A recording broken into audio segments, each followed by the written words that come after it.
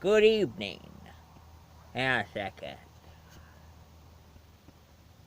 Ah, better.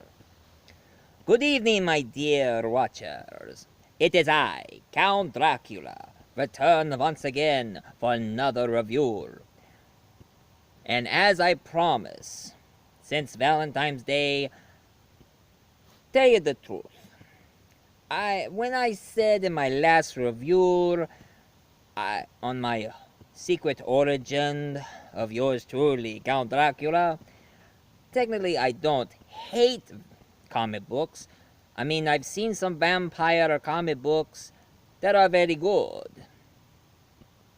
So look no further that I'm gonna show you about top 10 comic books with Dracula in it. And some of them are very interesting and some of them are quite corny, but bear with me as I show you top 10 greatest comic books. So, here we go with number 10. King Arthur, Dracula versus King Arthur. Now, this one is an interesting fantasy story. I guess this what happens if the greatest king of Camelot battled against a lord of all vampires who owned Transylvania. So for those of you who never heard, you should get this one. It's not bad. Dracula versus King Arthur.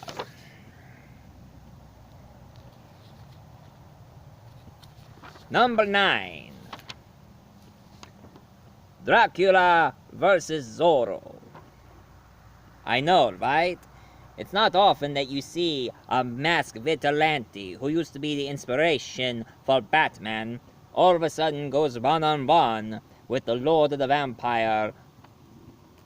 But it is kinda interesting to have the Lord of the Vampire battle against the clever fox, Zorro. Ole! Number 8. Vampirella versus Dracula. For those of you who don't know who Vampirella is, she's known in history as the first vampire superhero in the comic book genre. And her arch nemesis is yours truly, Dracula. She's been battling against Dracula ever since the beginning of her comic book years. Vampirella versus Dracula. And I know the way Vampirella dress, it's pretty kinky, but I don't care. She's a vampire. She's allowed to do it. Number 7. Topps comic, True Story of Vlad the Impaler. The True Dracula. You know, it's not often that there is a comic book written, it tells the true history of Vlad the Impaler. The true Dracula and my origin, yours truly. Number 6. Dracula Everlasting. Now this one is a manga comic. And what is manga? It's a Japanese comic book company. But of course the difference between American comic book and a manga comic, that the manga is more like a graphic novel, except they're short, and the pages are in black and white, but the cover is in color. This one involves a kid who is the last descendant of the Haka family, and after his parents died, he inherited their estate. And the real estate woman gives her a trinket, it says everlasting. And the real estate lady's daughter starts helping him. She starts helping him get all the stuff from the inheritance. So, anyway, he opens up the trinket, and then the ghost of Count Dracula starts corrupting him and starts controlling him. So the girl decided to take him into a fortune teller but the fortune teller sensed something bad, something evil about him. And as she told him to leave, she was about ready to get the original novel of Dracula, but Dracula himself stopped her and killed her. But the fortune teller's daughter, she picked up the novel and summoned the spirit of Bram Stoker, the guy who wrote the novel, and told him that he based the story out of a true event. So now she found the last descendant of the Van Helsing family, a police detective, a homicide detective who's solving the case. And think he might be a hope. But at the same time, the kid is struggling with the power. He enjoys the power of being Dracula, but sadly, Dracula is starting to take over his whole entire body.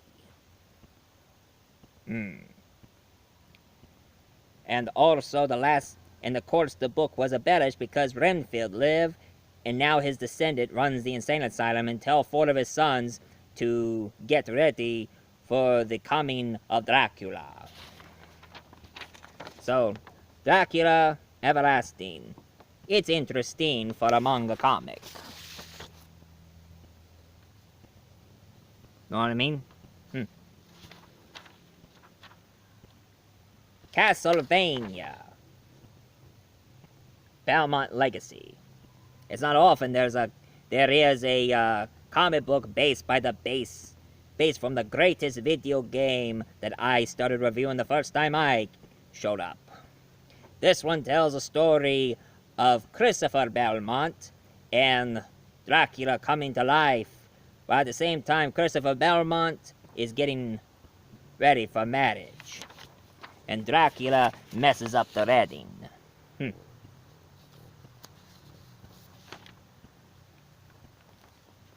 Dell version of Dracula. Some of you have remembered my origin story, so I'm shortening it. Normally, it's not about Dracula himself, it's about the guy who, he's a scientist and decided to take DNA of a bat and start having vampiric powers and becomes a crime fighter calling himself Dracula. And of course, Dell did other superheroes named after the monsters, like Dell did their superhero version of Frankenstein and their superhero version of the werewolf. But right now I'm talking about Dracula. And he looks like a rip-off. His costume looks more like a rip-off of Batman. Speaking of thus, number 3. Batman and Dracula. Now this one is an Elseworld story. Like what if Gotham City is overrun by vampires? At first Batman didn't believe in vampires until he saw the real vampire appear right in front of his face. And knowing what it's doing, and discovered that Dracula is coming to take over Gotham City. So now Batman decided to battle against Dracula by becoming a vampire himself in order to destroy Dracula. And even though he killed Dracula, spoiler alert, Batman is doomed to live his entire life as a vampire until he sacrifices himself. So, Batman and Dracula, Red Vein. It is interesting for those who like both Batman and vampires. And they also made an animated movie, but it's an adaptation to the TV series of the Batman. Number 2. Tomb of Dracula from the Marvel Comics. That's right, I start with the DC version of Dracula, now to the Marvel version. Now, his story kind of picks up where the original Bram Stoker's story left off.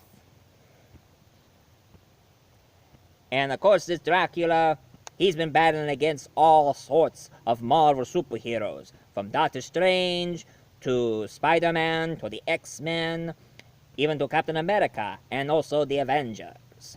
And of course, that's where Braid came from. You know, that reminds me. Hey, Braid! What do you think if Disney owned the rights to Marvel? What do you think if they make their version of Braid? Seriously, Disney decided to make their own version of Blade? Well, Disney's nothing more but a sugar frosted topping. So they pretty much would colorize and make it kid-friendly. And besides, Disney never made any vampire movies in their lives. Except that made that one movie, My Mom Dated a Vampire, but that wasn't a good Disney movie at all. Especially for vampire standards. But I do have one meaningless gripes. If any of you read the original novel of Blade, did you know that Blade was actually supposed to be British? So why am I played by Wesley Snipes? I should have been played by a black British actor. And besides, I wouldn't sound like this.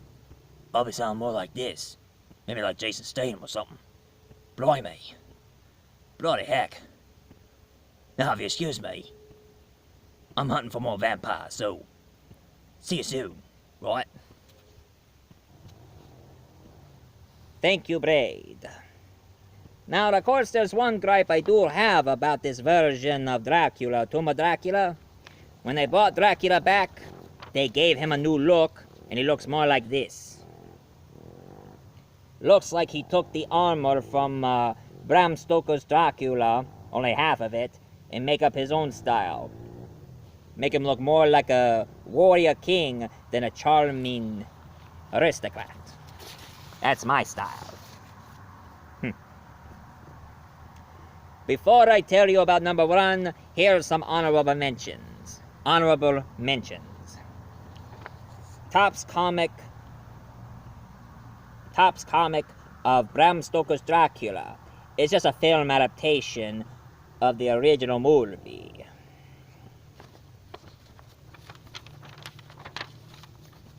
Spike vs. Dracula.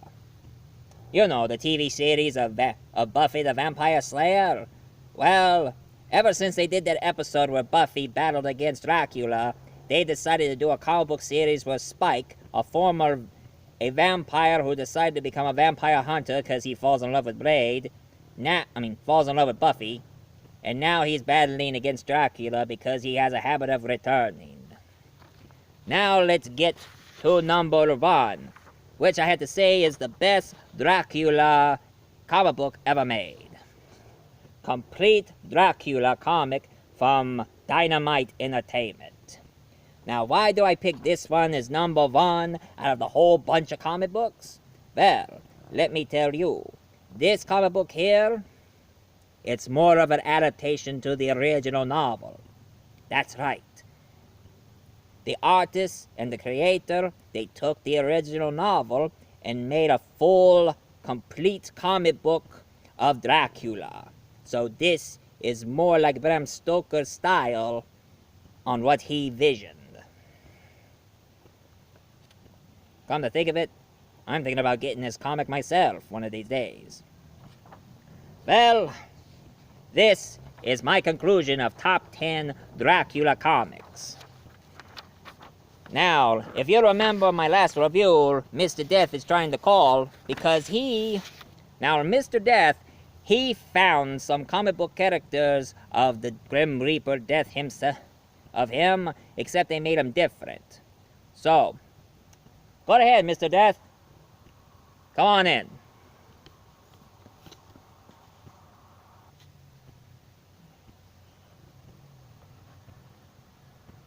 Thank you, Dracula. Hello, it is I, Mr. Death. It's been a long time since I appeared here. You know, I feel a lot happy, you know, being here. So, look no further. I'm going to show you how the comic book genre did for me. I only found about 3 comic books with the character of the Grim Reaper or Death But if you ask me, just call me Mr. Death, because I kind of like it that way. Oh, I will make one honorable mention. There's an interesting comic book by Image Comics, who, it's called... Now, the comic book series is called East-West, where this time Death becomes an anti-hero and wants to make the world safe because he fell in love with a woman and has a child, but sadly 3 of the members of the 4 horsemen had woken from the slumber and now they're vowing vengeance against him, so now they're the villains in the story. And that's East-West for you, so you should check that out. But all in all, let's talk about the characters in different comics. Let's talk about Death in the Marvel Comics. Now, for those of you who have played the video game of Deadpool or watch any animated series of the Avenger where Thanos talks about Death, this is Death from the Marvel Comics. Which I have to say, she is a very gloomy but very attractive girl here, and I do love the makeup work on her.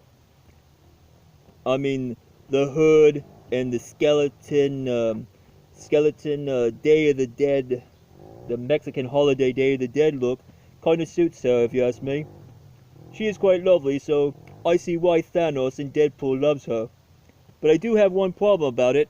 How come they couldn't put her on that Deadpool movie? That's what I want to know. And now I heard that she's going to appear on that new Avengers movie, the Infinity War. So now Death is going to make her appearance in a Disney movie, of all things. They should have put her on the Deadpool movie instead.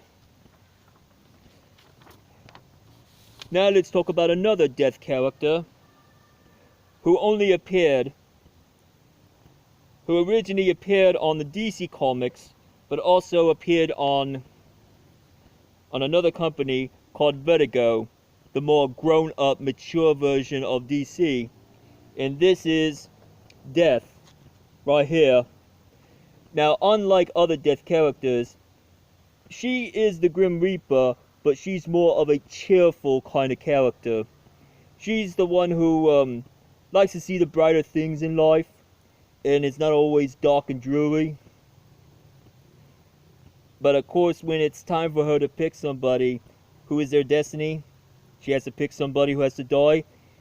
One time she met somebody that she really likes, and it was her time to take her. She was so upset about it that she kind of fought against the Sandman in Destiny, because she was so ticked about all that. But she has to do her job, which I have to say, she looks more decent than any other compared to this next Death lady that I want to tell you about. This one started in Top Cow Comics and also in Image Comics as well. So this is the last Grim Reaper version in the comic book genre. So I show you Lady Death. I know, right? I mean, some of you will go like, hubba hubba, all that, right? But if you ask me, she looks more like a grim bimbo, if you ask me. I don't like her outfit. I guess somebody seems to have a thing for Pamela Anderson because that's what she reminds me of. I never liked that woman. She's all fake, you know. I mean, if I had to choose which of these female Death girls are a lot better, I prefer this one because she seems more decent than the others. But too bad I'm not in the comic books, mostly in the games. But you know, there was a TV series they made. There was a TV series they made about a girl who is chosen to become the next Grim Reaper. So it's been a long time since I did my last review, Death Note. So I think maybe this time you guys better stay tuned because I'm going to review to you guys a TV series from Showtime called Dead Like Me. It's a dark comedy I'm going to talk a lot about the show. So some of you who never heard of it, I think I'm going to explain a lot about it to you in the next review. So any of you who likes top 10 Dracula comics with Dracula, or me talking about the comic book version of Death, some of you, and if Dracula or I left anything out, please leave a comment down below, hit like and subscribe. So for those of you, don't forget to subscribe, and see you soon. Bye bye.